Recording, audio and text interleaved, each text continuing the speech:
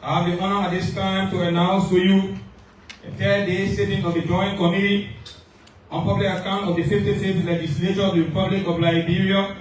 And now, therefore, this hearing is hereby called to order, and it is hereby so ordered. We want to say thank you to the Sergeant Anne. With this session or this hearing being legislatively formally open, now proceed to the opening statements. The distinguished Joint Co-Chair, the Reverend and the Philip, distinguished members of the PAC, the Liberian Senate, our witnesses from Public Works, East, distinguished members of the PAC Secretariat, our staffs, the press, distinguished ladies and gentlemen. As we always say and we say today, this hearing is in accordance with our constitutional mandate that is provided in Article 34, which gives the legislature the right to appropriate. At the end of appropriations, the executive executes those appropriations. In keeping with separation of power, the Auditor General conducts audit, and in keeping with the Act creating the GSC, Section 4.2G, the Auditor General laid before the legislature the audited accounts of each institution. In keeping with due process, the legislature shall conduct public hearings with those individuals named mentions within the audit report. So today you are called in keeping with this mandate. Our purpose of having this hearing is to give you a due process. There are possibilities that information that will be provided will not provided to the Auditor General. One, maybe those documents were misplaced. Maybe those documents were not considered by the auditor. You are given the best time to provide those information. We urge everyone, feel free, don't be panicked. Question raised to you, provide necessary information that will give the committee the opportunity to express our opinions or decisions in the best interest of everyone. Again, we want to thank you for coming. We say this hearing is hereby formally open. Thank you. Now we go to self-introduction. Ministry of Public Works understand. We start with the active teams, and then we move to the formal team, and we'll go to East International like that. Thank you. Honorable Chairman, my name is Prince D.C. Tangla. I'm the Deputy Minister for Technical Services at the Ministry of Public Works, and currently the Acting Minister. Minister is currently away. Thank you. Good morning, Chairman and colleagues. My name is Jusilia J. Tucker. I'm the Deputy Minister for Rural Development and Community Services at the Ministry of Public Works. So we were asked that you be audible because we do manner translations of this information. Please read the notes for her. My name is Jusilia Jewla Tapla, Deputy Minister for Rural Development and Community Services at the Ministry of Public Works. Good morning, Mr. Chair and colleague. I'm A. Samuka Dino, Deputy Minister for Administration, Ministry of Public Works. Yes. so the king.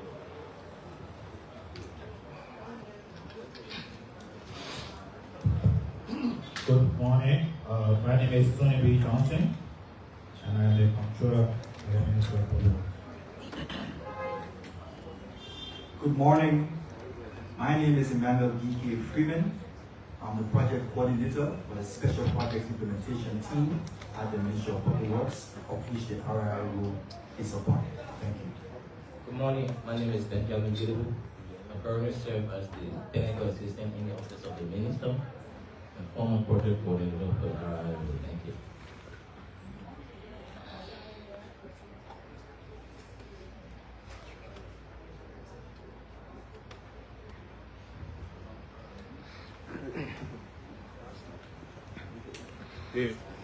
The former team, the former management team of Public Works. Good morning, Honorable Chairman. My name is Madam Ruth Hooker Collins, the past Public Works Minister or the former Public Works Minister. Good morning, Honorable Chairman and members of the PAC. My name is Joseph B. Todd. I am the former Deputy Minister for Administration at the Ministry of Public Works. I served from 2018 to 2024 January. Thank you. Good morning. My name is Thomas Wapate, former Deputy Minister for Technical Services of the Ministry of Public Works. Good morning, Honorable Chair. My name is Benjamin Chipanto Jr., former Deputy Minister of Rural Development and Community Services. From which year to which year? I served from 2018 to 2020. Okay. Good morning, Honorable Chair. My name is Eric Gabriel John Judges. I'm the former project coordinator of the Brothers International Urban Highway Project. The what? The portfolio? Your portfolio again? The former project coordinator for the RIA project. Okay. So then we go back to the listing of those that are present. We have Benoit Idibo. We have Emma Barclay, Eric Ken George, Benjamin G. Bando, Prince Tana, and Jessica Tabra, Present. Tony B. Johnson, A. Samuel Abdullah, Present. Emmanuel B. Freeman, B.K. Freeman, Present. William Lafitte Gini, It's a way. is It's a way I'm active. okay. Emmanuel Bidi, Emmanuel K. Bidi, This is oh this, no one to go.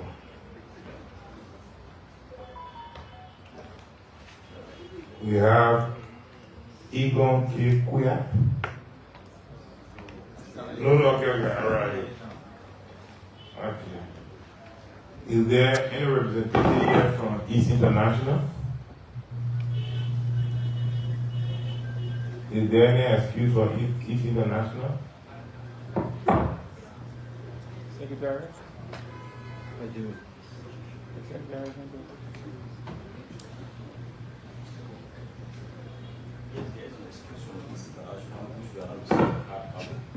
Well, you got a soft copy, right? yes. Colleagues, Okay. East International being a major player in this audit due to the fact that they are executing the contracts that is under review and they are not present and they ask for excuse. What is your will and pleasure?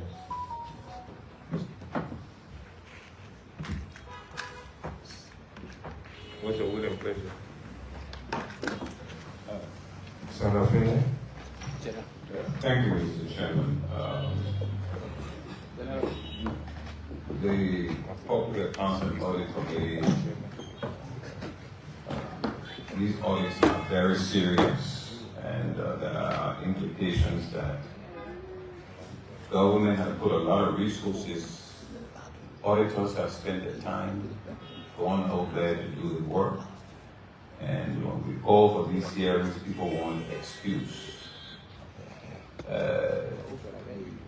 I think I read the excuse, but I don't think the excuse is adequate enough.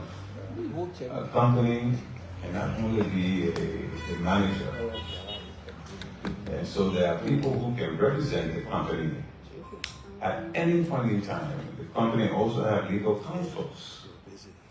So I'm inclined to proceed with this hearing because there are issues that they have to present some documents. I've read the audit. And from a technical point of view, Mr. Chairman, I'm an engineer.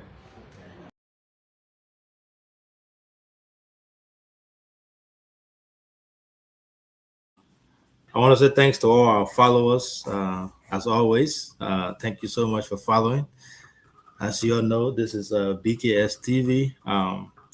We come on here every night at 8 p.m. Liberian time, 4 p.m. Eastern time in the U.S., where I sit. And then we come on here, we talk everything about Liberia, politics, international news. We bring on a lot of folks on here, lawmakers, we bring on stakeholders, we bring on advocates, musicians. We bring everybody on here to discuss issues pertaining to Liberia. And tonight we'll be hosting my own brother, Honorable Emmanuel D. Gonkwe. He's going to be our guest here tonight, who happens to be the president and commander-in-chief of the Economic Freedom Fighters of Liberia. Fascinating. We posted his flyer on our page today, and a lot of folks were excited about coming on here. He's a tough-talking gentleman, and we look forward to learning from him tonight. It's going to be a good show. We have other folks who will be joining us here tonight as well, my fellow panelists. But for now, I'm here. I'm the only one here for now, and I'll be bringing a guest on shortly. But before, I do, he's one of those that is not strange to people, to all of you. So we look forward to bringing him on. Without further ado, let me see if I can get our guest on here, so we can start the ball rolling. Hold on 1 second here. Okay.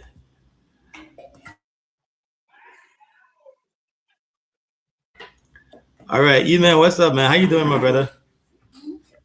Well, I'm okay. Thank you for the invite. Thank you so much, man. It's a pleasure. It's a pleasure having you. I'm glad that you were able to come on, and also the fact that when I reached out to you, no hesitation. You were like, my brother, bring me on.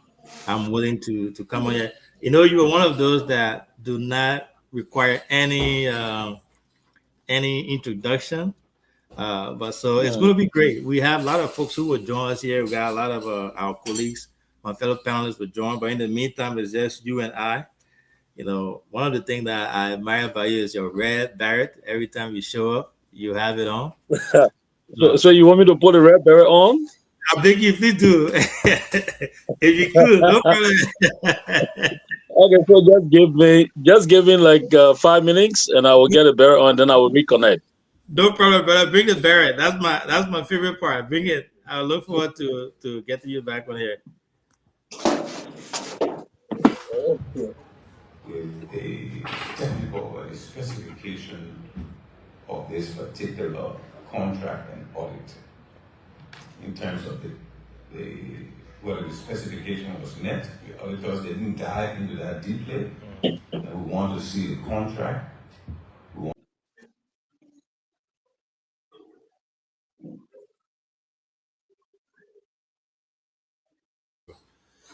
As I was saying, Emmanuel is going to be our guest here.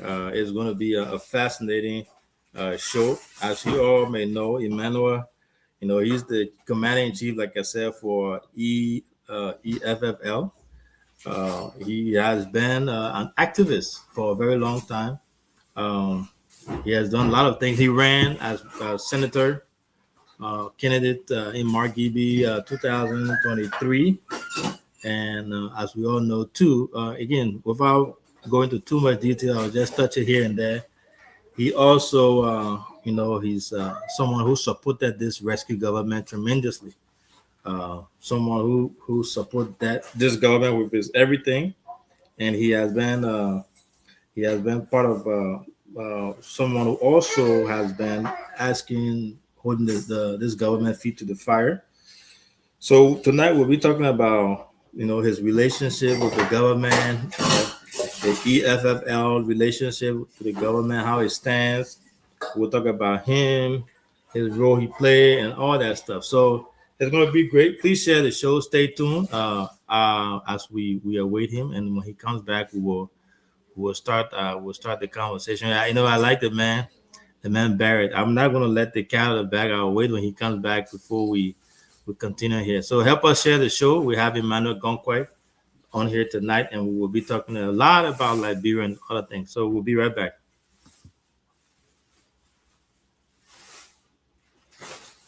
So let's see here. So, and as you can see, I know from layman view that this project is way below the standard. And so I'm very much interested in getting the position of the technical people from the government side and also the technical implementation. The consultant also should be in these hearings, and maybe we need to have something, a civic hearing basically. We have our guest back. Like I said, I admire him when he wears his beret. But before we go further, I know you've probably heard a lot about this.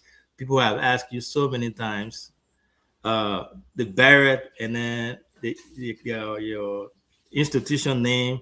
As people ask you about the relationship between, if this is the same type of movement that Julius Malema has in South Africa, or it's just Liberia version of the EFFL or EFF?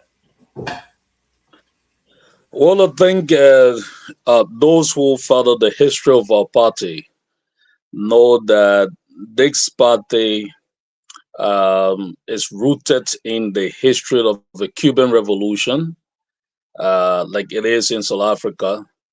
South Africa, EFFL was inspired by the Cuban Revolution. So Liberia, EFFL is also inspired by the South African EFF. It is because of that Julius Malema extended invitation to me and leaders of the party to visit South Africa. So we've been to South Africa a couple of times. He himself visited us in Liberia during the inauguration of President Boakai. And that was his first visit to West Africa. We brought him to Liberia. He's very proud of the gains that has been made. In fact, right now on the continent, he considered EFF Liberia, as we'll say, EFFL, as the second most progressive revolutionary political institutions on the continent. So even though there are other EFF that got establishment before us, like Zimbabwe, Namibia, Botswana, and many other countries, but we are fast growing because currently we have about 160,000 people across the country in our database. So we are very fast growing. But we are the identical EFF with the same spirit, the same manifesto, the same agenda. Yeah, I assume that you probably get that question all the time, and I'm glad that you're able. Because when I was looking at it, every time I see you, my attention or my mindset always goes to him. But again, welcome to the show. Thank you so much. We currently are being relayed on Voice of Tabata in Lima County and BKS Radio as well.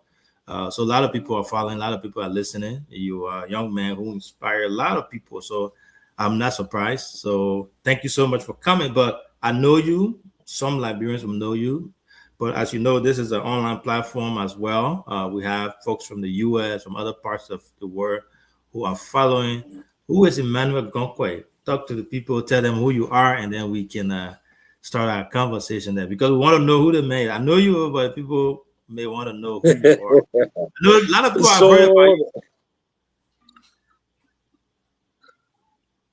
Yeah, go ahead. So, Emmanuel Gonkwe is a child born to Bad Mr. Kogonkwe and Mr. Kogonkwe. And Nema grew up in a plantation, the Firestone. I learned how to tap robot in Firestone as well. I'm a very good tapper. Okay. Yeah, I'm a very good tapper. I used to help my father tap because during those days, the father, the man who has many children, it seems to be the most blessed guy. So because my father had me and my big brothers along with my sisters, so we used to jump in the plantation early in the morning to help our father. So we tap very fast, come back to town, and then go to the Firestone school. I grew up in Firestone, and then I migrated to Monrovia, because during the civil conflict, I was a little boy, and my father tells me the story that they have to put me on a truck along with my mother to go to Nimba, to return to Nimba. And the truck that took me from Firestone along with my mother was the truck owned by one powerful Nimba herbalist. His name used to be Wayu. And that old man was in sending to my mother home. And he was one of those preparing medicine for PYJ, bulletproof for PYJ and his troop. So because my mother, came from his region, from his town, after he and PYJ troop entered Firestone, they took us on a truck, and then we returned to Nimba. After some time in Glacier, I moved to Sandy. I moved to Glacier with my father, and then in the name of seeking the better life, I came back to Monrovia. Then that was 1999. I came to Monrovia, basically on a cab motor with plantains and billy goats and everything, and I began selling cold water in Red Light. Fixing bread and tea and working in the restaurant, washing dishes and all of that, and helping people to cut grass. So I struggled through, Red Light, and then I started my business journey into Waterside, where I was helping Nigerians sell, glasses, sunglasses, and then help the Fulani sell what they refer to as the Pambota chain. Sometimes you put on your neck, you think it's gold, but it's not gold. They Is it they used to call it guarantee? Yeah, guaranteed. So I started selling guaranteed in Waterside, and then at the same time practicing politics. So then based on when I was in Boswin in 12th grade, I was so inspired about politics. And Amazulu Jalai, the former senator and pro tem of Bapuru, who wanted to be president of Liberia in 2005, recruited me as a first-time voter, and because I was so passionate about politics and speaking to national issues so fluently, I was moving with him from one point to another. I remember we went to Jatulu town, and then Akara Grade and Rufus Novia heard about me. Because Rufus' sister, Rufus Novia's sister and myself, we were living in the same house, and she was like a big sister to me. I used to call her my play mother. And so she told Rufus that I had a young man living with us in the house, but very smart. So Rufus came to see me, and then we had a couple of discussions, and then introduced me to Akara Mose Great. And so Akara Mosa Green and Rufa Novia recruited me and Jefferson Koji to the CDC. You know, so we were the Americans in the CDC during that period. So they nurture us. I remember my first protest was a protest organized by Moba Madu. Those were some of our mentors. They were teaching us. Alfred Tukba, those were the mentors that were, you know, preparing us for the stage. And so I think I got flock during the first protest. I got flock doing a protest, you know, around, you know, Hotel Africa, because at that time, Ellen Snow was the speaker, but then he was in Krasi. You know, so because he was in Krasi, then people were fighting to remove him. You know, people were fighting to remove him, so we have to go defend Ellen Snow, because at the time we were militant. We could not read between the line. We were taking instructions. So whatever people said, you know, were things that we were prepared to just execute. So I got flogged during that protest. Organized out of that protest, I got flogged. So I experienced my first radio interview through Fancy Roulade of Radio Veritas. So that has been my growth in the politics of Liberia. I spent most of my time in CDC learning. Then I left the CDC in 2014, and then I got called by the current president of Liberia's son, Jojo Boakai. And then Jojo Boakai took me to his father, introduced the father to me, and the father said, I want to be president, and I need your support. So I started supporting Joseph Boakai in 2014, organized a couple of different auxiliary groupings that led to current President Boakai being a formidable candidate. I mean, Yaman 10, Rabo Palet, and even the current president himself can attest to the leadership that, you know, accompanied me throughout the formations of many auxiliary. So during the elections of 2017, I became assistant campaign manager for operations for Monserrato next to Geraldine Do Sharif. So that has been, you know, my role in politics. I graduated from UMU, bachelor degree in public administrations and business minor. I'm on my way to the Cottington University to study my master's in international relations, because I'm so interested in the geopolitics of the world. Right. You know, so that's who I am. Yeah, and for what you're doing, knowing about the rest of the world will definitely add tremendously to your CV resume. There. So saying that, you know, South Africa had the apartheid. They had a reason for Julius Malema to start whatever he started there. But why do you think Liberia needed or needs the EFFL?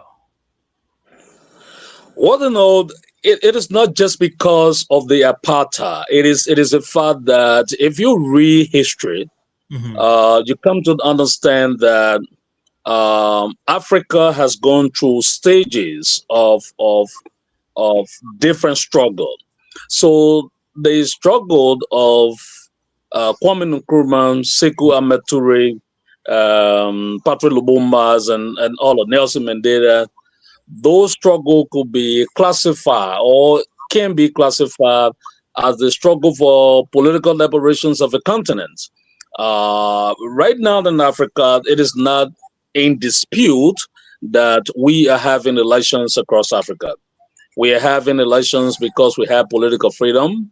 Our people are now voting their leaders, even though they are still voting, you know, people with deep pockets and still voting criminals into offices.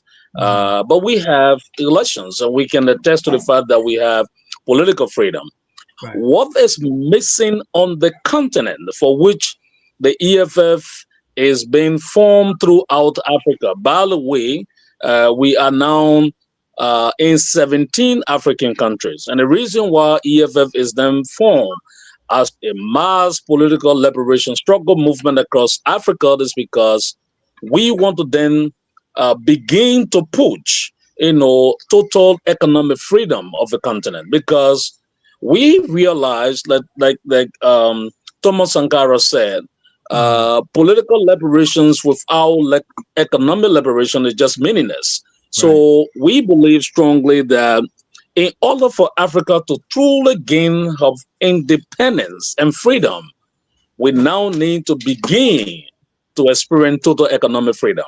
So Liberia, as a stand, yes, we have political freedom.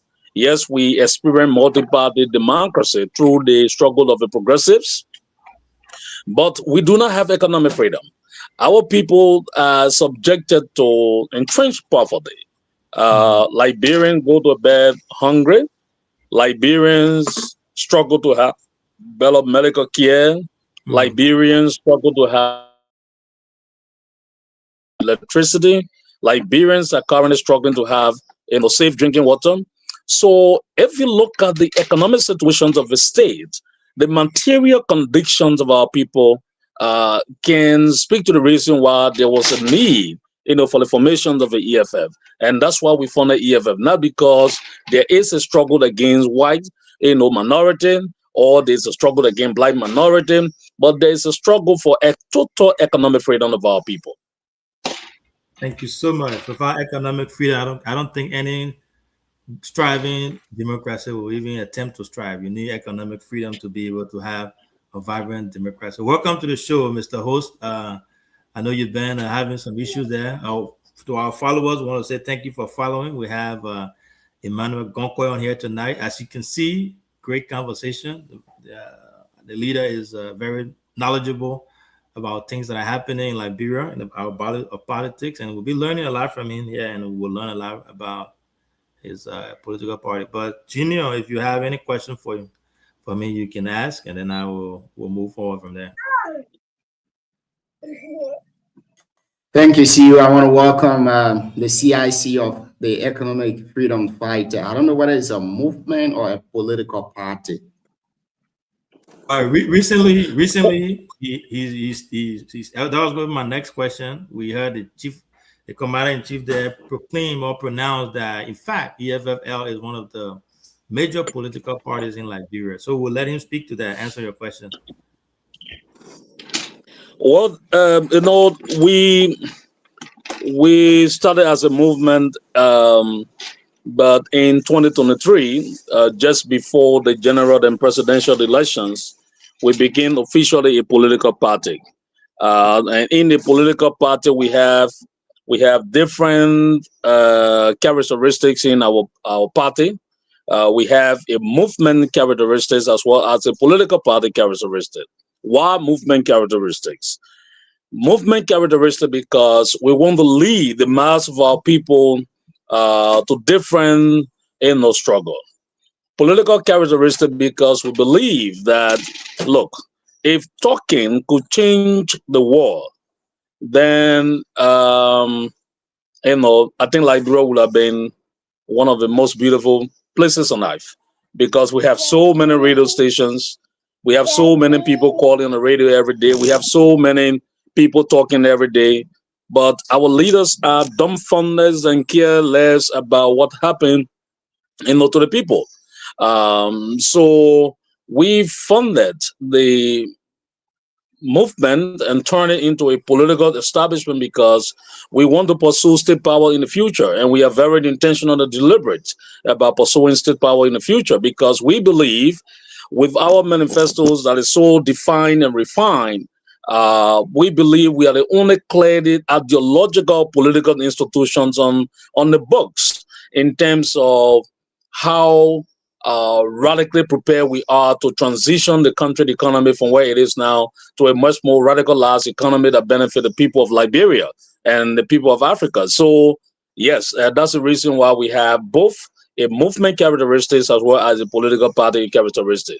Because as movement, the Elections Commission will not allow us to participate in elections. So as a political party, yes, we can put a candidate to compete for elections in the future. Thank you. Now, this leads me to my next question. Why CIC instead of Standard Bearer? So I just told you look, this is a path to reform. We are not going to do the same thing that other people are doing. We have to inspire our people to believe that revolution is possible. And as revolutionary political institution, there's always different ways that we characterize ourselves. So in other political parties, you will refer to the county, or chairperson, a county chairperson, or county coordinators. But in our political institution, we say county commander. We are purely a revolutionary, pan-African political organization established in Liberia for the purposes of ensuring that we industrialize the country, revolutions for the benefit of the people. So we are clear and intentional about what we are doing. Thank you. Now, I have a lot of questions still on this EFFL. The acronym EFFL, I think all of us here know, but tell us, how different is your objective from EFFL South Africa? What are some of the differences you guys have? So you see, the geographical locations of South Africa and Liberia, as well as the situations that confronted South Africa, especially with the apartheid, they are quite different from what we went through in Liberia. In South Africa, the EFF is fighting minority white control of the state resources.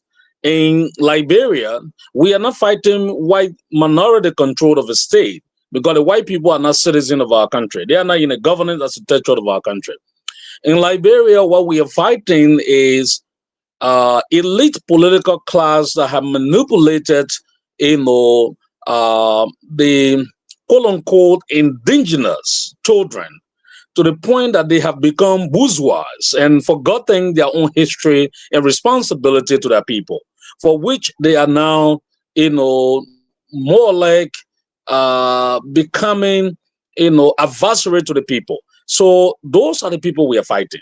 So the world in Liberia is quite a little bit different, and the world in South Africa is quite a little bit different.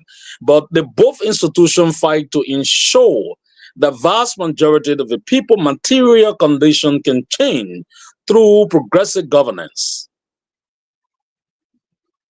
During the during the by-election in Nimba, when the late Senator Johnson passed off, we heard this rumor that Senator Koga has gone to South Africa to get in connection with Julius Malema, EFF leader there, to see how best he can take control of EFFL. Tell us on this show here tonight, have you had any other communication with Senator Koga of Nimba County joining EFFL, or maybe having a part to play in EFFL? I can say this to you unequivocally that Senator Koga has nothing to do with any configurations of the EFF. He has no alignment, not even with the one in Liberia before I talk about the EFF in South Africa. You see, what we do on the continent, we have not a political institution meant for power grabs. We are clearly an ideological political institution. So Koga, I don't think, yes, he's the leader of Nimba, I respect him, but I don't think Koga carries the values and characteristics of the EFF for which he could take over the EFF leadership. I don't think he has that quality, that value, that principles. I don't think he has that. Thank you. Now, let me come to Liberia. I see you are back here. This will be my last question. No, we're not going to Liberia. We still. You okay. You man came in late. So when you come to the chat late, you can just get and start raising song. You came in the middle of our interview. You want to switch it, and then you want to tell us that. But anyway, no. I got a last question for him here on the EFFL, and then we will then move over to Liberia. Again, Eva, thank you. This is great stuff. Our followers, as you can see, a lot of people are following, and we're learning a lot. I'm glad that you came on here. And the good thing is, people in Nimba County, even though we are across, right, people in Nimba County will be listening to one of their sons talk about this. Some young people that probably may have heard about this before, but not to the letter, like the way you are breaking it down here.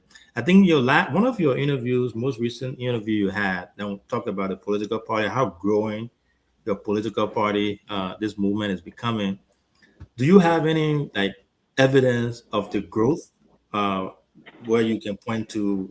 We've grown over the years incrementally. 2020, this we were here, and then this is where we are now. Do you have any evidence or anything to point to that? Before, during the 2023 elections, we were little over 10,000 people across the country during the 2023 election, little over 10,000.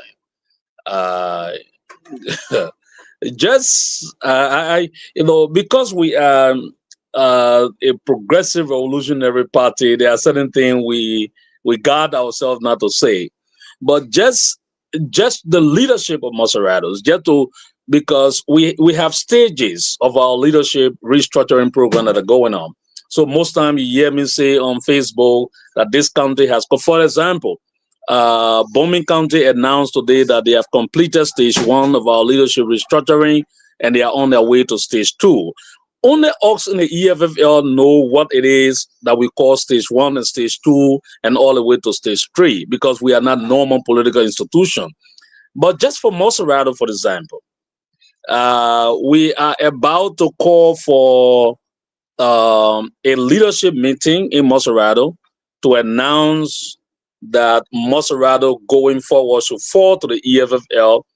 And that gathering, you will see 3,000 plus people who are only leaders of Moserado showing up in that gathering.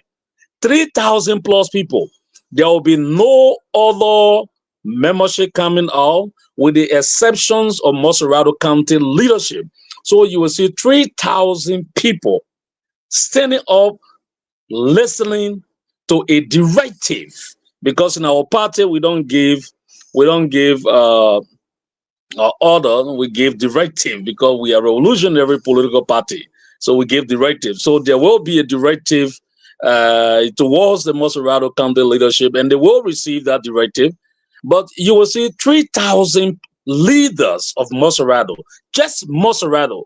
No other county will be involved. So imagine a political institution now with 3,000 leadership in Moserado. Then think about the membership in Moserado. Then think about what is happening in the rest of the other country. I can tell you we are the supply package of Liberian politics. We are the supply package of Liberian politics, and we are coming. And the grand opening of our party headquarters in November will be a rally of Moserado County. We are not going to, so if you go to the party headquarters now, there are a lot of renovation work going on, preparing for that event in November. But again, no other county chapters will be allowed to turn out for the grand opening of the headquarters. That will be a Moserado County event, because we want to see, and that event, we are not just going to have a loose invitation. So there's something in our party called the War. We got something called the War Council. So in that event, we are just going to see that in the wards per district. Maybe we'll see that at 10 ward per district or 7 ward per district to turn out. And if we do that mathematics, pretty close to 20,000+ people will be turning out in November to open the party headquarters. So that's the political institution you are talking about. So I don't want to talk about what is happening in the rest of the other parts of Liberia, but I'm proud to say, as a young man from Yahweh Menslon Glazer, PA, I'm being regarded as the next Jason Fiado of Liberia. Some people refer now to me the next PYJ. People say this is a Tomo, Kumpa. There are a lot of different nomenclature that people are giving. They believe that once again, a hero is born. Nimba is never short of leaders. Nimba is always blessed to have men. And the demise of PYJ did not erase the history of Nimba. So another Nimba citizen is born, and I'm on the stage. You know, it's funny. The reason I'm laughing, I think you know why I'm laughing, because so you have thrown yourself in this whole Godfather debate. You know, I have a different question. No. I'm not going to I'm not going to rush my future. I'm not going to get involved into this whole.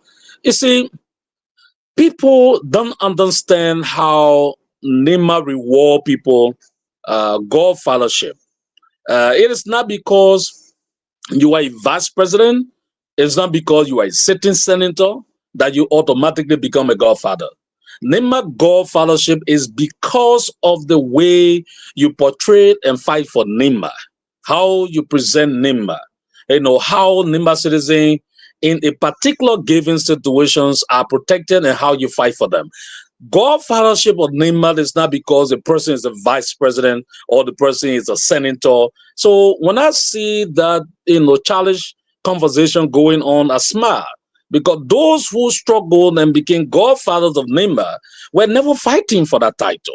They acted, they exhibited leadership. They demonstrated to the people of NEMA that NEMA, with them, the future of NEMA is secure. So the people will reward you. You don't have to fight for the title. You don't need to. You just need to continue to serve, the people, and they will honestly reward you the Godfather title. So I don't understand why people are fighting for Godfather title.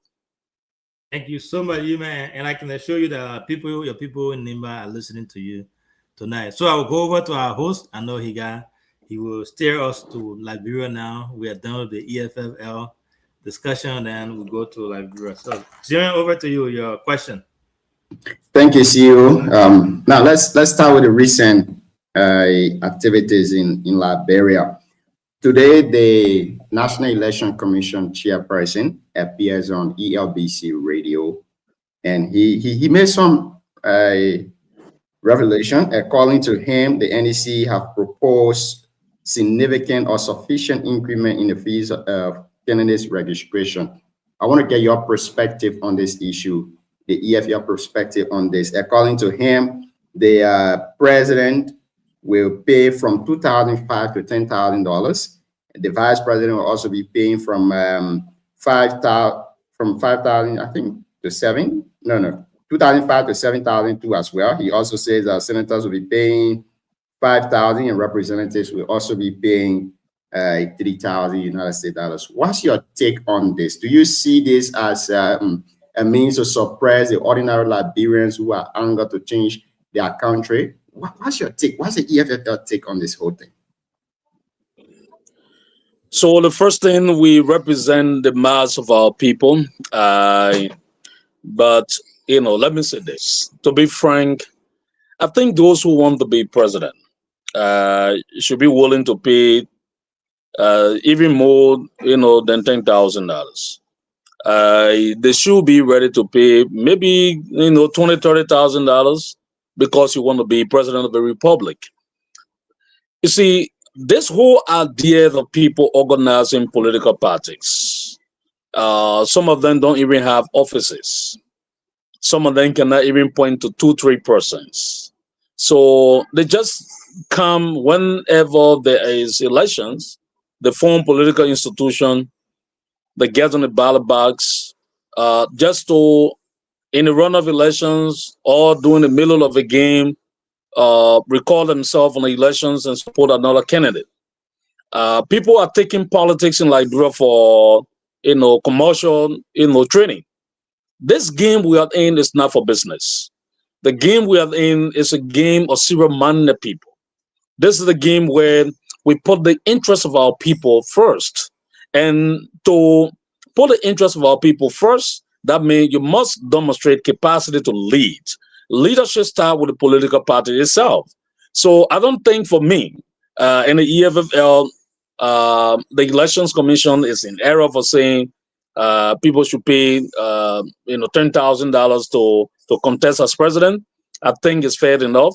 However, we have made significant electoral reform proposal to the National Elections Commission, because even if people are paying $50,000 to contest, this would not in any way strengthen democracy. This would not strengthen the participation of the ordinary people in elections. What we have said consistently to the Elections Commission, we are in the 21st century now. We can't continue to rely on the old electoral system engineered by the True Win Party. We now need to move forward to a proposed party list, representation, like it is in South Africa and many other countries. People now need to begin to elect political parties so that we have a responsible, political environment.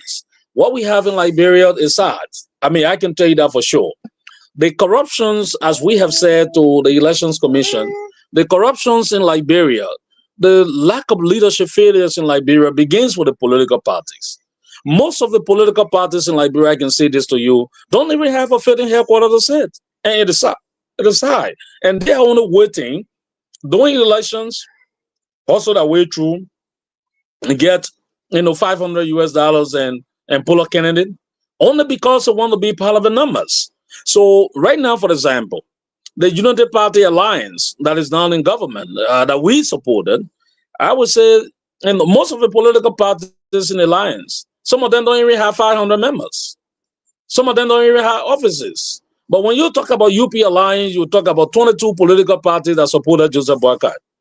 But when you have to break down the list and see the 22 political parties and see their headquarters and see their membership size and see their activities all the last 3 years, none of these political institutions can even show you a picture of, bringing together 500 people.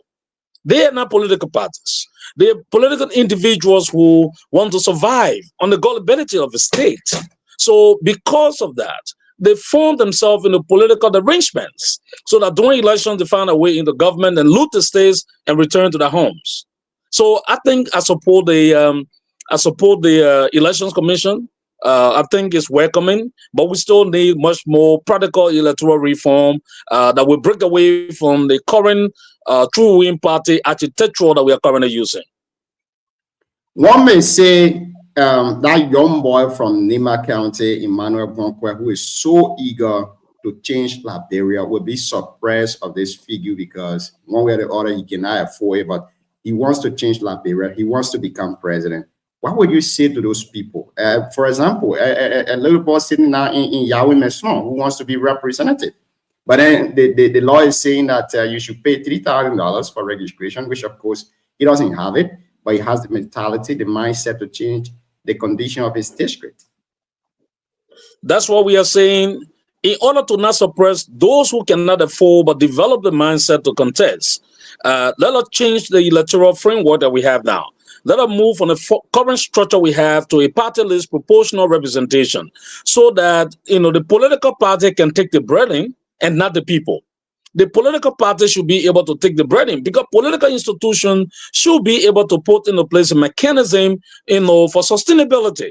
Like we have in the EFFL, our members. I posted on Facebook the other day. Some of our structures in the party, they went and created their own account, and they're collecting $10, $20 based on your rank in the structure of that structure of the party. Some of them are paying $20 US, and I posted on Facebook. They are paying $20 US to support the party. Political institutions must have a framework towards self-sustainability. So the political parties in all of political setting takes on the responsibility and not the ordinary people. So when we change the current political configuration, we are going to remove that burden from a poor man in Yahweh Meslan who wants to contest but very loyal to his political institutions and ideals. The political party will take the responsibility of that person and not the person taking the responsibility. So let's change the law. We live in the law for so many years to change it. Here's another take though. Emmanuel Bonkwe created his own political movement because he does not believe in the ideology of the CDC. He does not believe in the ideology of the Unity Party. He does not believe in the ideology of XYZ party. So he created his own party that he believed would change Liberia. So if you're saying that people should fall to political parties, don't you think that it will be going against their will? And a follow-up to that question is, recently the National Election Commission talked about enforcing the electoral law, which is 2% range. When you don't have the 2%, you cannot contest as a political party. What say you on that law too as well? Do you support it or not? That's what I keep saying. We are still utilizing the True Win Party electoral reform programs. We need to now navigate a new path. We now need to change the current laws. And we are having a very progressive conversation with the Elections Commission on changing the laws. We are writing the president. We have written the legislature, the election commissions, and we are having conversation around changing the laws of Liberia, the electoral laws of Liberia. Those laws do not conform to any existing electoral reform across the world. In South Africa, we have about 44 political institutions. I was there at Pool Washers when my friend and brother, Julius Malema, were contesting for president. I was there. And the way in which, they are structured, there are political institutions in South Africa that did not even attain, 1%, but they are not going to be delisted because they obtain 1%.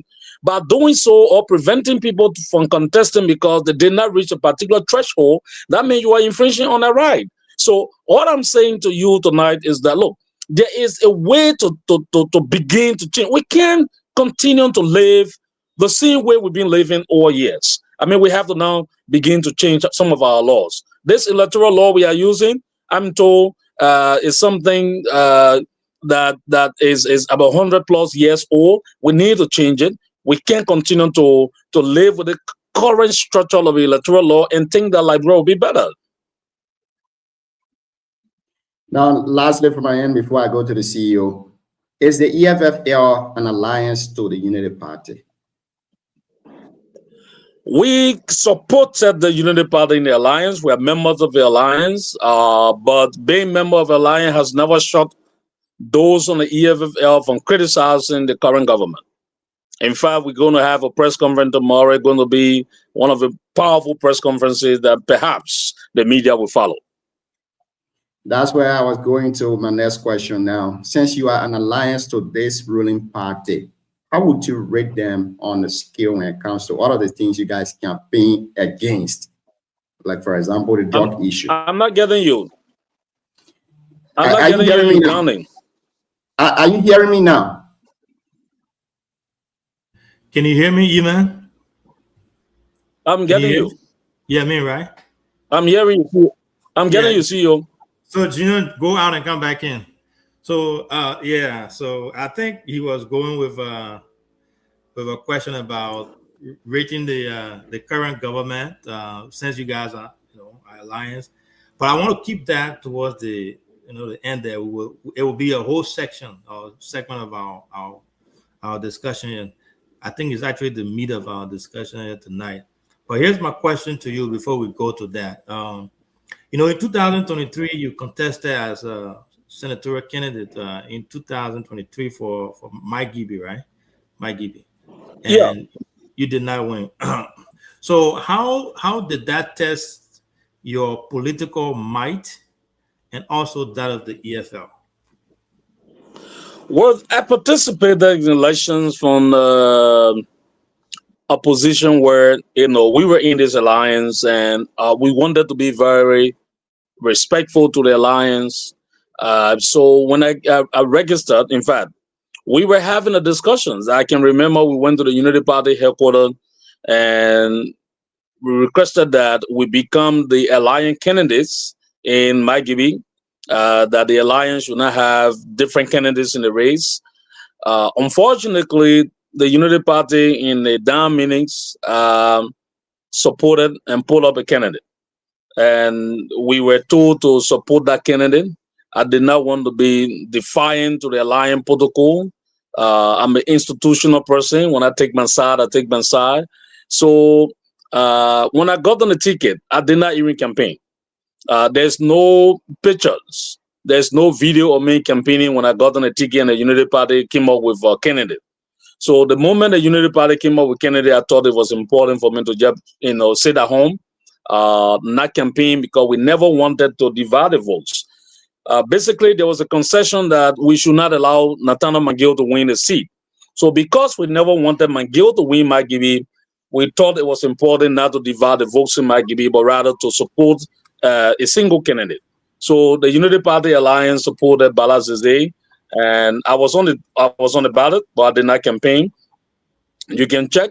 You would never see any official vote, campaign that I, a rally that I organized, any part of Maigibi. So I was home. But even with me not campaigning, in Maigibi, I think I got about 6,000 votes in Maigibi, even with me not campaigning. So I think 4 or 6,000 for something like that I got in my give. I can remember the figure. But the fact that I did not campaign and thousands of people voted show to you that if I have campaigned, what would have happened? You know, So why didn't you? but again, you know, I said, why didn't you withdraw? Hello? I said, why didn't you withdraw from the race officially?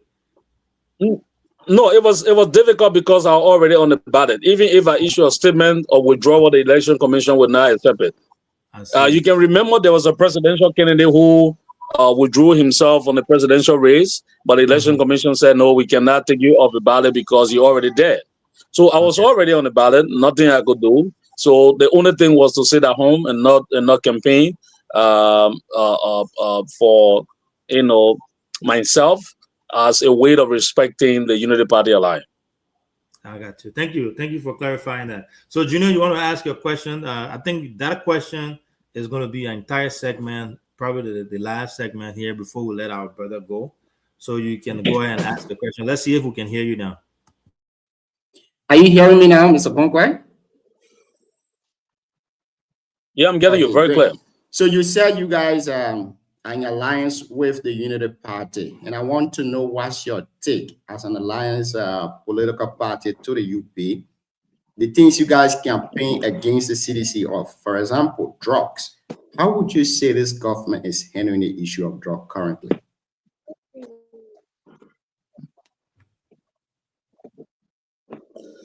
I think you really want me to go into my already scheduled press conference for tomorrow. I want to, but I will just say all that I see on the fight against drugs right now is a very, sad leadership failure. I would say we are not doing well, but please permit me to talk detail on the whole issue of drugs tomorrow at the press conference, because I don't want to undermine the press conference. Yeah, I was going to say that. So maybe after the press conference, we can bring you back on here when you have time for us to discuss that. But since you have a press conference already pending, after the press conference we can. Yeah, after the press conference we can contact. Yeah, I think that would be a good idea. Instead of going ahead, let's just skip that. Respectfully, and we respect your view. We can discuss other things and then keep that. I'll get back to you. We can organize something after your press conference. We'll bring you back on, and then because I think the drugs issue is a major issue. Is what is going on in Liberia now. We can host a whole segment of a show on that. So yeah, respectfully, we'll hold off to that, and then after your press conference, let's find time to get you back on here to discuss that. Because I think people want to hear from you across the country. The fact that all of you work together to bring this government to where it is now, and you have to speak to the people, and people hold you accountable too, because you convince them at some point in time. And people in Nimba and other parts of the country will love to hear from you and get your take on that. So I agree with you. Let's skip that, and then we can go to other topics and try to see if we can take a leave of you. But Junior, you have any other question there besides that? The economic freedom fighters. Now, this leads me to my next question. You guys preach the issue of economic freedom. This government has amended most of the concession agreements across the country. How would you say Liberians have benefited from those agreements that have been amended so far? Starting from Asilamenta that is in your country, and I know maybe your town is an affected town of Asilamenta, going to Bear Mountain, the rest of Ivanhoe, and the rest of the companies. I think the current structure of our governance approach towards concession holistically would not pay off for Liberians and Liberians, and that's what makes EFFL so unique and different. For us, we believe that we should be able to control and dictate the conversation surrounding the management of our natural resources. We believe that Liberian endowments of natural resources should not be a curse, but rather, should be a blessing. So the way in which we negotiate concessions, nothing has changed significantly. The amendments that you are talking about, those amendments don't reflect any significant progress. Those amendments do not reflect any new beginning as to how we have been able to manage our natural resources across, Liberia. Liberia will still be exploited. Liberia will still be looted. Our natural resources are going. We are leaving valleys. We are leaving potholes across the country. We are poorly handling, the natural resources of our country, and we need to we need to make some progress in changing the laws. Again, the same way we said, let's change the laws around the electoral, commission. We also need to change the law around governance, our minerals. Liberia need to have a national, or mining companies that has been proposed. I know it before the presidency for actions. I support that idea. The EFFL support the ideas. Like I've always said, we do not need to be waiting for investors. We need to begin to invest and extract our natural resources as a country, as a government. I don't see the reason why government of Liberia cannot own Bay Mountain. I don't see the reason why government of Liberia cannot own a company size like ArcelorMittal. I don't see the reason why government of Liberia cannot own a company size like M&G Gold. Look, we can and we should be able to invest in the mineral sector as a country. We need to own state-owned companies. For example, you have Wologisi. There should be a state-owned company managing Wologisi, so that if an investor come tomorrow, we are only inviting you on account of equity. You can come and take equity in that Wologisi mountain, and then Liberians will benefit, the country will benefit, LOFA will benefit. We need to do that across the different natural mineral that we have. Unfortunately, we are not taking in our directions. We continue to beg people to come and invest in our country. In the EFFL manifesto, we say we are going to be the investor. The government will be the investor. The government will own. The government will perform, the services that, the private company is supposed to be performing. We will have administered-owned companies and corporations that will invest and then provide jobs for our people. That's what made EFFL a very unique political institution. We are different in ideas. We are different in reform policy. We are different in governance strategies and policy. We are just different. And I think that's what motivating Liberians to troop to the EFFL. And that's what I say, we are the supply package in the Liberian politics. I'm told that one of the stronger or one of the belief or ideology of EFFL is that many of our members are Pan-Africanist. How true is this information before I go to... Yeah, well, certainly. But I said before the opening of the show, I said we are a radical, militant, Pan-Africanist revolutionary political institution. Great. Now, then this leads me to the xenophobia issue that took place or that is still taking place in South Africa. What have been EFFL take? Because this is your belief. You believe that Africans or the descendants of Africans are one people. They should be free to go anywhere. They should live anywhere in Africa. They should be received by those countries. What would you say about those things that happen in South Africa? I know Julius Malema had a different take about it, but what's your take? In every giving society, and even in the church, there are bad people.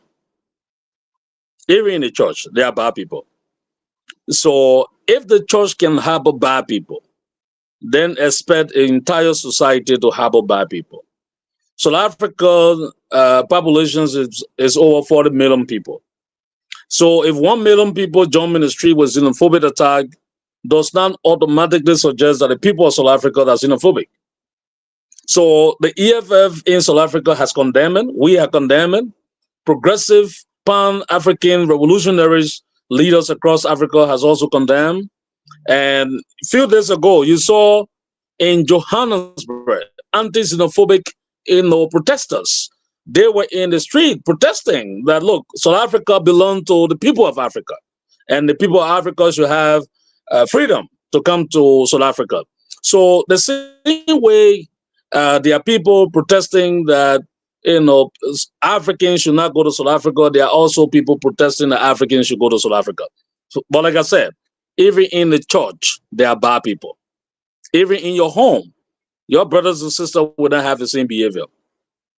It is regrettable that South Africa, that got her independence through the efforts and sweat of many other African countries, that some citizen in South Africa will pursue a path that does not reflect the history and collective freedom of South Africans and the African people. Great conversation here this evening. We're hosting Honorable Emmanuel Gonkwai, the CIC of EFFL. He joined us here tonight on the show as we discuss a couple of issues relating to Liberia. He has also announced that tomorrow the EFFL will be having a major press conference in Monrovia where they will be speaking to the drug issue across Liberia, including other issues too affecting Liberia too as well.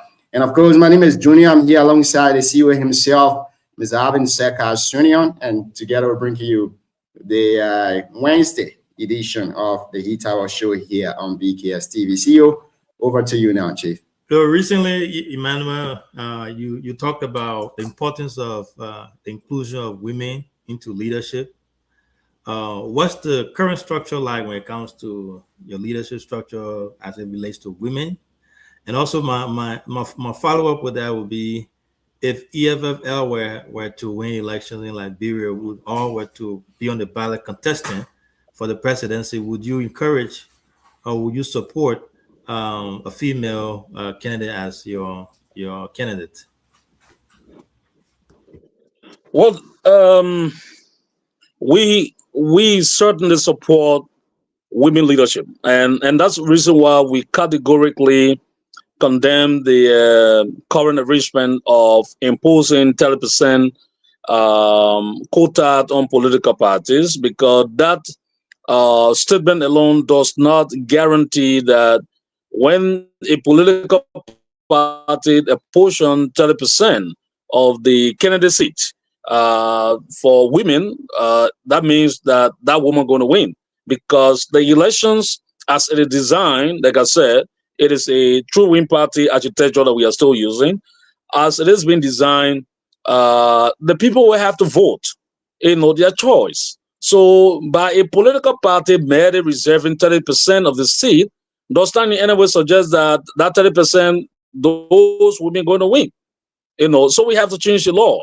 And that's what we are pushing for Elections Commission to reason with us, and for the legislature to reason, so that we go to referendum and change the law and replace the current political structure with a party list proportional representation. We did that during the Taylor administration. When Taylor came to during the 1997 elections, it was party list proportional representation. We need to follow that step.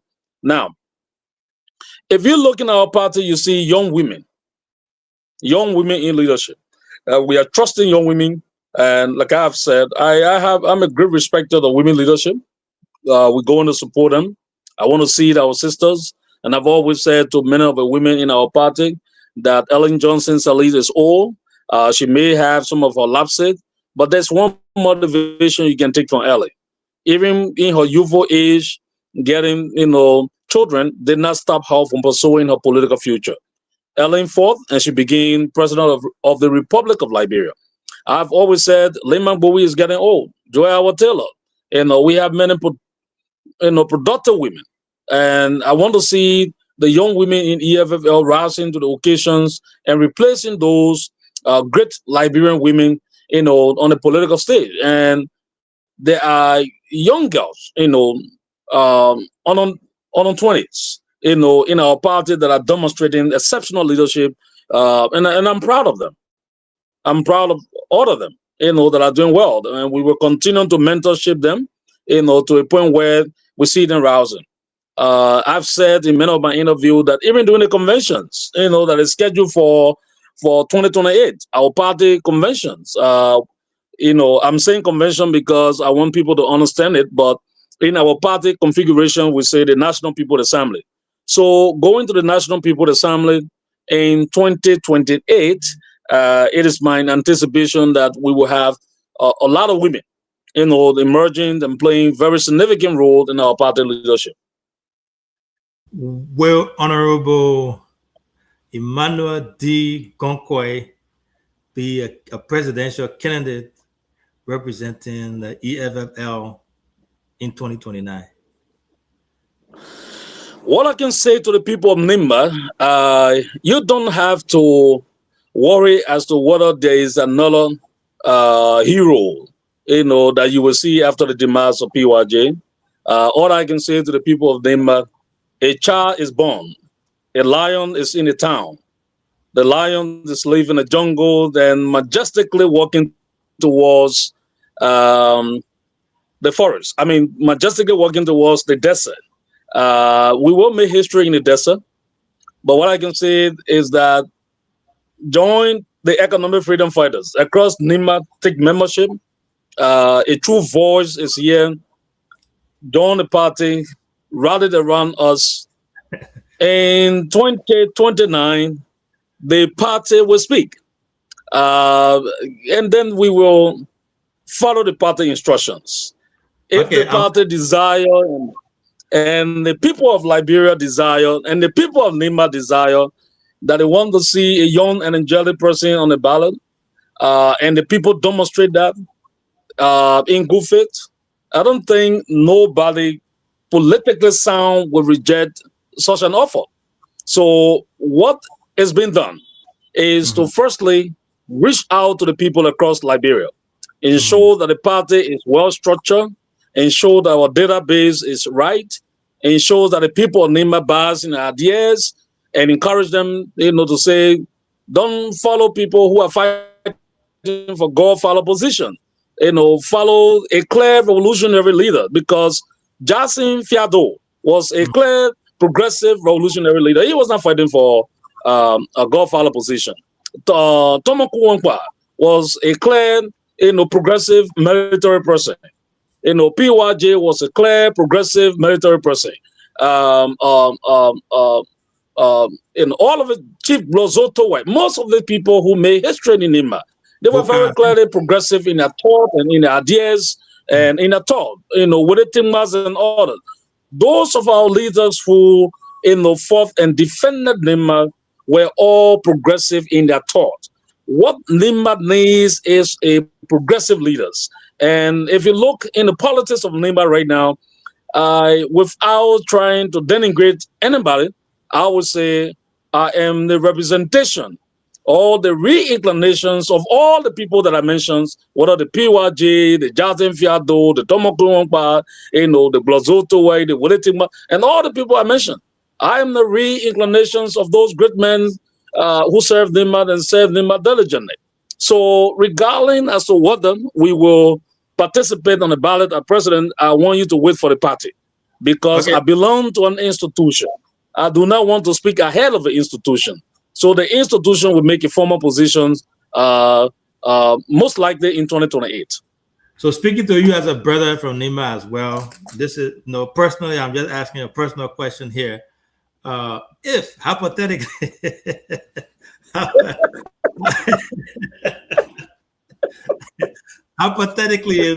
if Liberians were to give you the opportunity to serve as the president of Liberia, what would you do differently than all the other folks that have come before you that will look differently from them? If and we just with the big if well, you were, I mean, the first thing, no progressive leaders has ever failed anywhere. You can check the history of Captain Mao Zedong of China. You can check the history. You can check the Russia Federation. You can check their history. You can check Nkrumah from Ghana. You can check Bulldozer of Tanzania. You can check Ahmed, Sheikh Tourist of Guinea. You can check all of the progressive leaders around the world. Nobody has ever failed.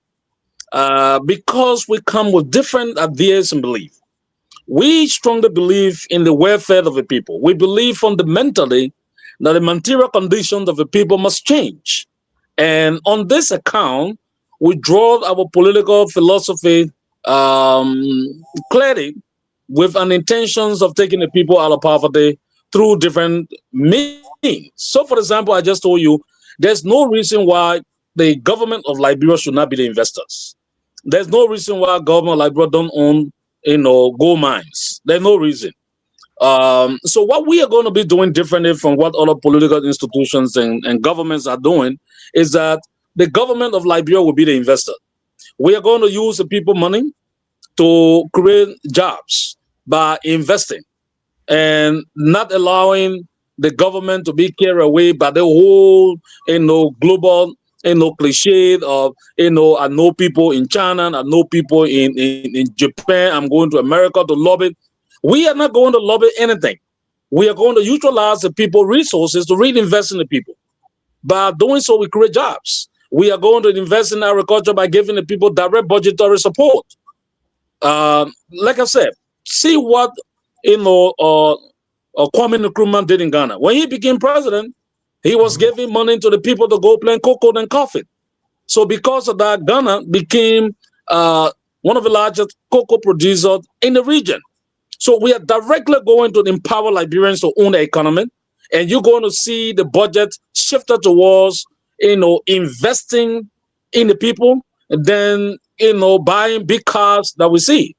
We're going to significantly cut down foreign travels and invest that money into, state-owned companies and create more jobs for the people. We are going to typically become, the China in West Africa. If you see in Rwanda, for example, Rwanda is a China in Africa. The state invests. The state don't go around looking for investors. The state invests. So when you invest as a state, you control the narratives. You can only take in people on equity. But what we see in Liberia, we just formulate a budget without support to the people, and the budget is always utilized as a political instrument for few people.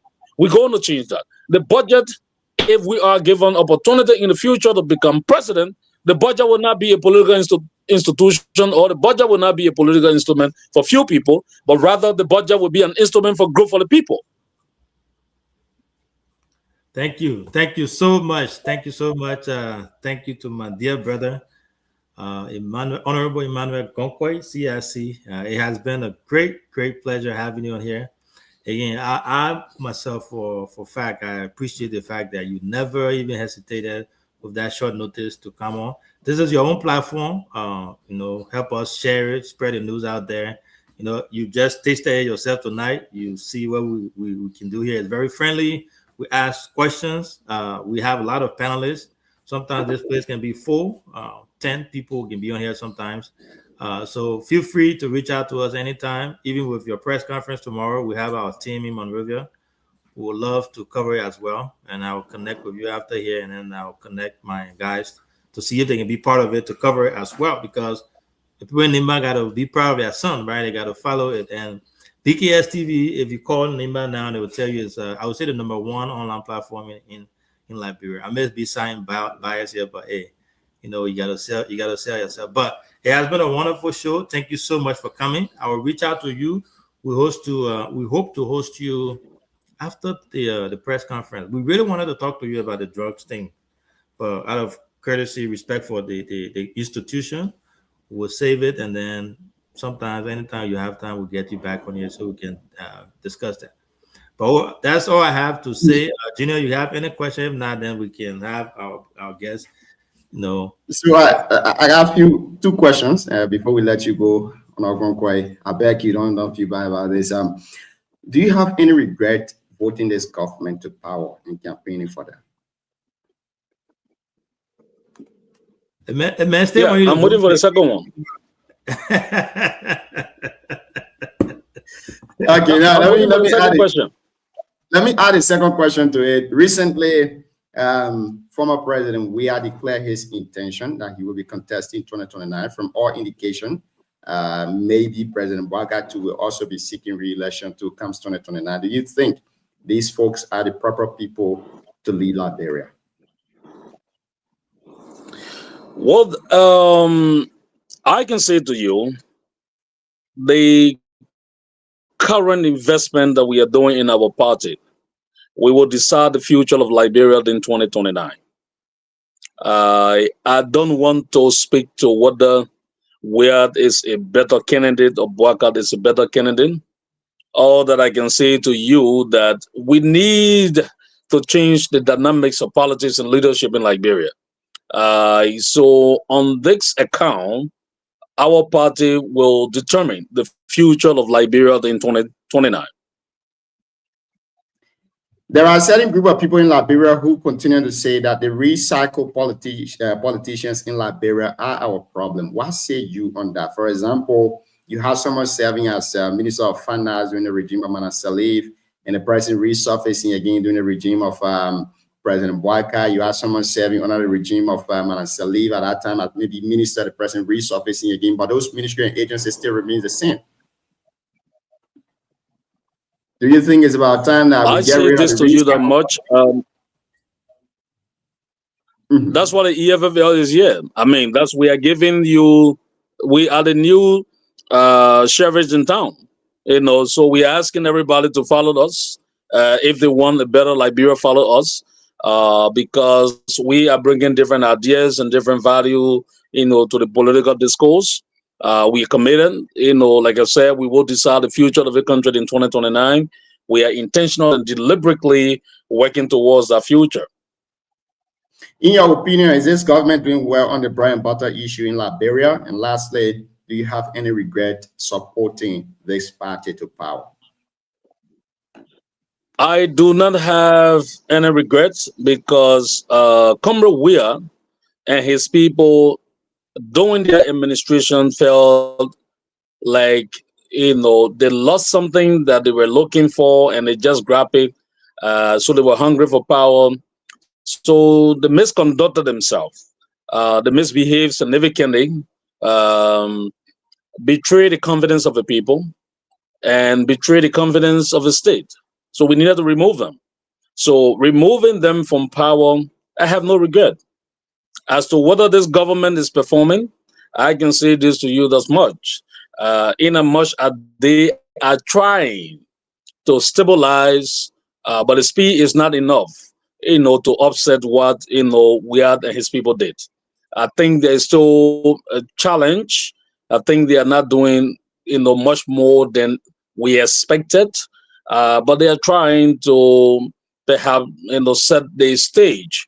They still have this year, they have next year to change the narrative. But if the narrative don't change this year and next year, they will practically be no different from, you know, what the George Weah administration did. It will just be the same thing of increasing the size of the budgets and putting money in few people's pockets, and the vast majority of the people live in abject poverty. So we are hoping that they will double up again because they still have years in their favor. But this year and next year, if they cannot, I'm sorry. I don't think they will ever come near power. Do you think 2029 Liberians should vote for President Boakai if he's in power, given his current age and everything? I just said to you, the party will speak to 2029 in 2028. What we are doing now is focusing on structuring our party and ensuring that we are on the ground. We want to make sure that we provide a directive that the people must follow in 2029. So I don't want to jump the gun. The party will speak. I am not the party. The party is an institution. I see a lot of militants in the party, you know, very excited to embrace the future of 2029. I see a lot of efforts across the country. In Nimba, our leaders in Nimba, Lincoln Zoo, and the rest of the other people, I see them moving from village to village. They're very excited. They want to change the narrative. So the party is progressively moving and trying to achieve history in 2029. So I keep saying to you, we will certainly decide the future of Liberia in 2029. But as a political party, I want to respect the structure of our party to allow the party to be the one to speak in 2028. But for now, we just want to focus on what we are doing at the party level.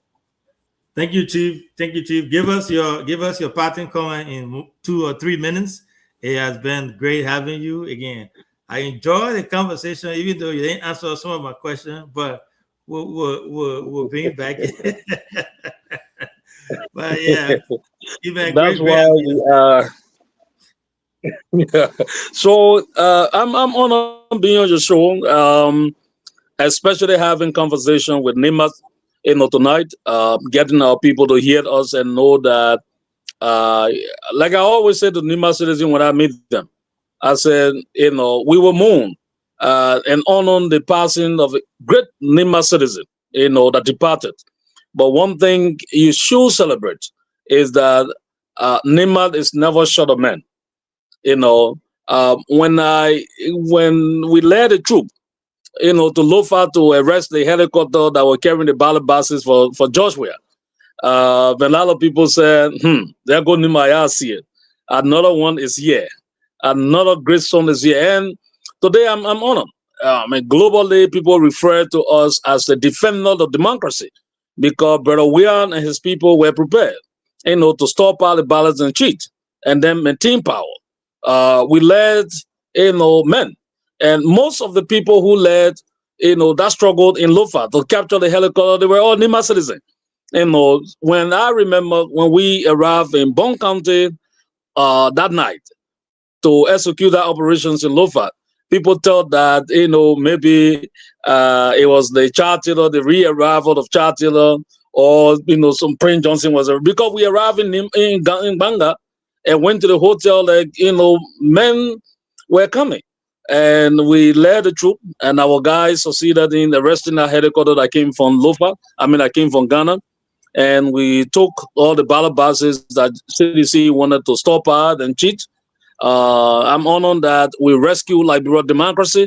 So, the fact that Nima can wake up in the demise of PYJ 2 years later on, you see a young Nima citizen, who habit, similar characteristics of all the great men who lost their life in Nima. I think the country should be proud. And I think the country should begin to embrace the Nima son so that we dictate the course of actions in the future to come. So I just want to say to the people of Nima, thank you. Brace yourself because I'm coming. I'm going to tour every towns and villages in Nima. And I know that a lot of people want to see me. Sometimes when Nima citizens see me, they say, but you have a very big voice. But when we see you, we feel discouraged. So you're so small in your body and young. But, I think it's not the age. I think it's not the size. I think what happened is the visions, the intelligence, the wisdom, to lead. A young man managing political institutions in Liberia, then taking it to the level at which it is, nobody needs to question my leadership. Political parties are not the business. You struggle to run them. But if I can run political parties with structures across the country, then no one needs to question my leadership. There's clear leadership on my path, and I can show the people of Nimba, the people of Liberia, that your future is certainly guaranteed in the hands of EFFL. I just want to say thank you. My revolutionary salute to the people of Nimba, and salute to you guys who hosted me on the show. I want to say thanks to all the fighters who are monitoring, our supporters who are monitoring. We don't call our member partisan. We call them fighters because we are fighters of change. So there's no partisan in our party. There's fighters in our party. There are commissars in our party. There's no partisan in our party. So we thought Liberia will certainly be different. Thank you. May God bless the people of Nima. God bless the people of Liberia. One last thing. What time is the press conference tomorrow? The press conference is 12 noon tomorrow, Liberian time, at the headquarters around the Ministry of Health. Around the Ministry of Health. Okay. Thank you. Thank you so much, man. We look forward to hosting you again. Have a good night. Thank you. All right. You want the man to answer the question, the man say you answer the question. You twist it so the man answer the question. You twist it so you answer the question. So a man, a real politician. But it was a great show. It was a great show. I enjoyed it. It was wonderful. So CEO, before you give your party, I want us to go over this break. Prophet Key will be released tomorrow at 12 a.m. As I'm told, I saw it on his page. But let's go for this break. We'll be right back. Let's try to tease it up a little bit. We want to add a prophet on Wu or Freki or Waki or Ahies Labyrinth. It's so which tribe did he come from? And he's dressing woman that die. And we want to add a prophet on woo or Feki or Waki or he is labyrinth. It's so which tribe did he come from? And he's dressing woman that die. Poor about here. I am throwing the people like you alone. And so the prophet will be released tomorrow. He's calling all his supporters to go before the gate of salvation to see if they can receive him too as well. But again, it's been a wonderful show. Over to you, CEO. Yeah, great show. Emmanuel did well. He represents well, no doubt. Very forceful speaker, a leader, and we had a really good time here. Good interview. Even though the major part, which has to do with the drugs issue, we were not able to cover that, but we have to respect his request and his stand on that. So he's going to be back, and I'll be eager to hear where he stands on that. So he will be back here for us to go into the drug issue in detail. But it was a great show. It was a great show. He had a lot of his followers following. You can tell from the comment section. It was a great interview. And people, he's from Nimba County, a son of Nimba that we are proud of.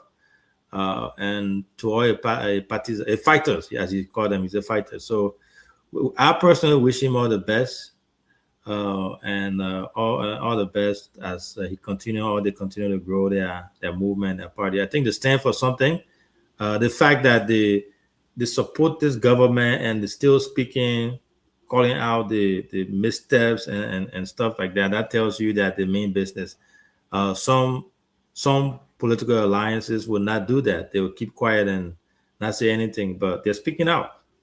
Yeah, so we admire them for that. And that's how you hold leaders accountable, and that's how people lead. You have to give constructive criticism to leaders for them to learn from it and grow and continue to make good decisions. But it has been a wonderful show. We'll be back again tomorrow. We'll announce our guests later on our show, on our platform tomorrow. But great show. We've been here for a little while now, and I want to say thanks to Emmanuel, thanks to all our followers, and thanks to you too as well. Thank you so much to all of the followers for being on here this evening. We'll be back tomorrow with another brand new edition of the Heat Tower program here on BKS TV. I've been Junior Ping alongside the CEO himself, Mr. Alvin Sekas Jr. Catch you guys tomorrow. Have a blessed and good evening from my end. Adios.